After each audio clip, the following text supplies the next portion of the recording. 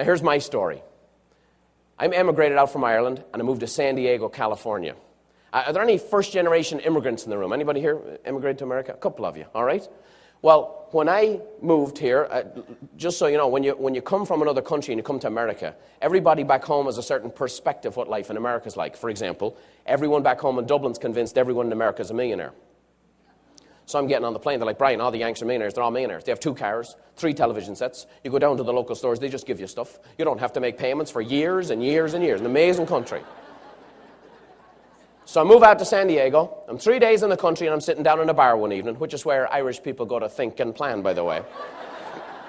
And I'm sitting down, I'm having a nice chat with a fellow by the name of Bill Johnson. Bill and I are getting along great. Bill's asking me about Ireland, I'm asking him about San Diego.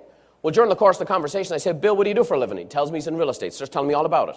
And right about that time, whips out a business card and hands it to me. Now, I had never seen a business card that looked like this before. First of all, in the top right-hand corner of it, he had a picture of himself. In fact, that picture looked so good, I didn't even recognize him when he was sitting in front of me.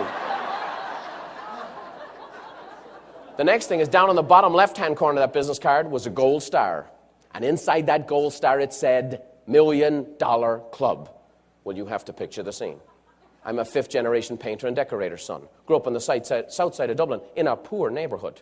This is the first time in my life I'd come face to face with a real-life, genuine millionaire. I'm terrified to talk to him.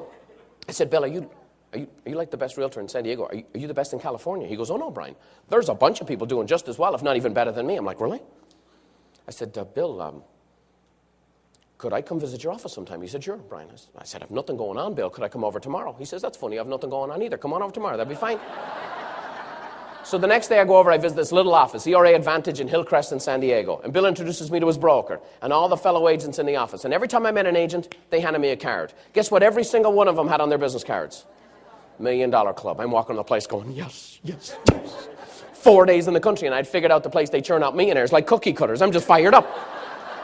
I go up to the broker, I say, lady, what have I got to do to get into this business? She goes, Brian, here's a referral to Anthony's real estate schools. You got to study for your license and pass your test. And if you pass your test, you come back here and interview with us, and we'll see if you have what it takes to work with us here at ERA. So I go after it, morning, noon, and night. I'm studying the riparian rights and all those other things I'd never use. Get my license, and I come back for the interview. I remember the interview like it was this morning. I'm all dressed up to the nines. I have my resume looking perfect. I have my mother back home in Dublin saying prayers for the big job interview. I'm sitting down in front of my future broker, Nicole. We're having this nice chat. About 20 minutes into the conversation, she says, Brian, I think I'm going to hire you. And I'm on fire. Got a little carried away. Walking around town telling people how I got hired on the very first real estate interview I ever took. Wasn't until sometime after I found out what our actual criteria for hiring somebody was, and that is if you had a license and the ability to fog a mirror, yep, we can use you, yep, you qualify. Now, what's the very first thing they have you do when you get in the business? Can you remember what's the very, very first thing? What's that? Even before cold calling. You write checks, that's it, yeah. You see, I thought I'd gotten a job. No, pal, this is real estate. This is where you pay us first. This is how it works. Brian, you got to have business cards. Okay, fine, there's a check. Brian, you got to have stationery. Okay, fine, there's a check. Brian, you have to have the magnetic signs for the side of your car. Okay, fine, there's a check. Brian, you got to have a pager. Oh, you can't do business without a cell phone. All day long, I sign checks and contracts, and at the end of the day, they send me home. I show up for work the next day. I have the pager on. I have the cell phone on. I come walking in like deputy dog. I'm just kind of like raring to go. Walk in. Broker sits me down, carries over the big fat book, holds it up in front of me, says, Brian, inside of that book's all your future hopes and dreams. That book's called a crisscross directory. It's a listing of all the people who own the homes and the streets and the neighborhoods around here. Here's a little one-page script you got to memorize. Get comfortable with the script, call the people in the book, ask them if they're selling. If they tell you they are, we'll make a little appointment. You then do the CMA, find out how much their home is worth. You go on over, put the home on the market, and whenever it sells, 6% of whatever it sells for is yours. I mean, I'm saying, great, that's it. Yeah, that's it. I said, no wonder you're all millionaires. So we start practicing the script, role-playing, she called it. She's pretending to be a seller, and I'm pretending to be an agent, and she's pretending, and I'm pretending. We're using all kinds of different voices and all kinds of things, okay? So an hour of this goes by. I said, Nicole, I think I'd be more comfortable calling the real people than doing this. She says, that's the spirit.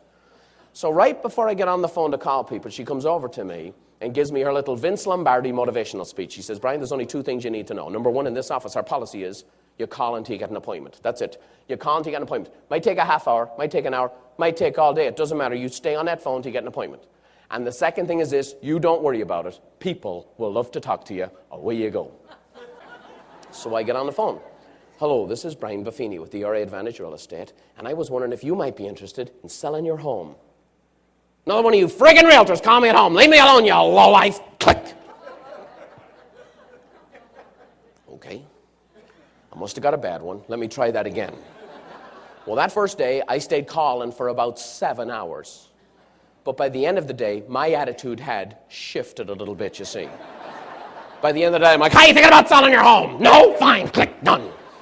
I picked up that book. I went marching back into the broker's office. I put it down on her desk. I said, lady, I don't want you to take this personally.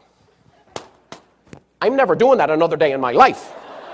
Do you have anything else I could be doing around here? She's like, calm down, Brian, calm down. You might be one of those people just not cut out for cold calling. Come back here tomorrow, I'll have you do something a little easier. So the next day I show up, she has me spend all day working on the expireds. They're a lot easier, aren't they?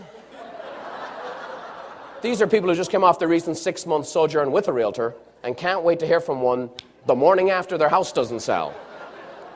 I came into the end of the second day, I said, Nicole, I don't know if I'm going to make it in this business. I don't know. I spent 8 hours on the phone today, and the only thing that I've been able to find out is that these folks here, they're even more pissed off than the first group of people you had me call. And I said, look, you got to level with me here. Is this your entire list of career options for me? Because this door knocking looks like this only in person.